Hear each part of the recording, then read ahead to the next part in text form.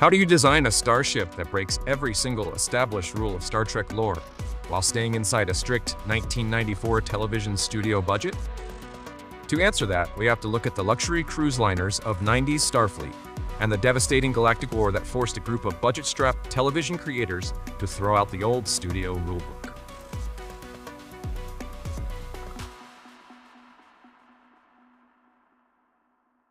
Historically, Starfleet wasn't a military organization. It was a utopian exploratory fleet, and their starships reflected it. Built like luxury cruise liners, with plush carpeting, wood paneling, and wide-open family spaces. But in 1990, the Battle of Wolf 359 changed everything. Starfleet lost 39 starships and 11,000 lives to a single Borg cube. The Paradise Gene Roddenberry built realized it was completely defenseless, forcing a desperate group of engineers at the Utopia Planitia shipyards to design a radical, top-secret weapon, Starfleet's very first dedicated warship. That ship was the USS Defiant. But behind the scenes, the television production crew faced an equally brutal crisis. How do you break the mold of established starship design while staying within a strict 90s television studio budget? To do it, they had to throw out the Starfleet rulebook. Traditional Starfleet design relied on elegant radial symmetry, a massive saucer section connected by a thin, vulnerable neck to a secondary hull, with warp nacelles held out on long, thin struts. While beautiful, this configuration was a nightmare for a television visual effects budget. Long necks and exposed struts meant complex shadows, fragile physical models, and hours of tedious motion control camera programming to animate realistic space battles. Concept artist Jim Martin, originally hired as an art department production assistant, solved the budget and lore crisis with a single master stroke.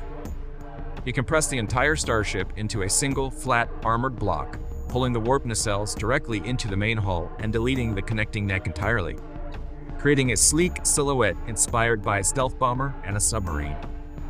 This compact geometry reduced the model's footprint, making filming and motion control shots significantly easier, faster, and cheaper to execute. Because the Defiant was smaller, it didn't feature expansive resource-heavy sets like the massive observation decks or arboretums of larger ships. Instead, the production team relied on more confined, industrial-looking sets. These were cheaper to construct and could be more easily redressed to portray other locations. It wasn't a comfortable home. It was a weapon with a warp drive strapped to it.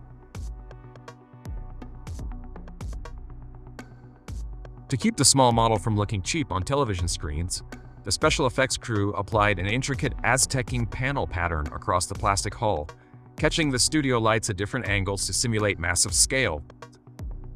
Inside the sets, the crew threw out the luxury wood paneling of the Enterprise D, replacing it with exposed pipes, industrial gray consoles, and tight, low-ceiling corridors that felt less like a starship and more like a World War II submarine.